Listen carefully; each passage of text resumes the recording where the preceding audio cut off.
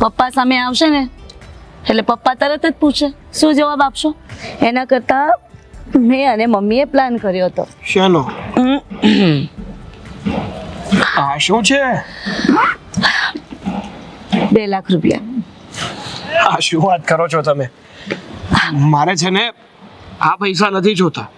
અને જો ખરેખર મારે આવી રીતે કોઈની મદદ જ લેવી હોત તો ગામમાંથી ઊંચી પાછી ના કરીને ના મેં તમારા પપ્પાને પૈસા આપી દીધા હોત. પણ તમારી પાસે આવે ત્યારે અમને પાછા આપી દેજો ને, અમે ક્યાં ના પાડીએ છીએ. પણ અત્યારે મને ખબર છે કે 1 મહિનામાં 2 લાખ રૂપિયા ભેગા નહીં થાય, અને જો ભેગા નહીં થયા ને તો તમારું અને મીરાનું મળવું મુશ્કેલ. એ જે હોય તે, પણ મને છે ને મારા પપ્પાએ એક જ વાત શીખવાડી છે કે દીકરા જિંદગીમાં બધું કરે છે પણ કોઈ દિવસ કોઈનું ખોટું નહીં કરતો અને કોઈને છેતરતો નહીં. અને જો આ તમારા પૈસા હું રાખી લઉં ને તો તમારા પપ્પા સાથે ગદ્દારી કરી હોય ને એવું મને લાગે.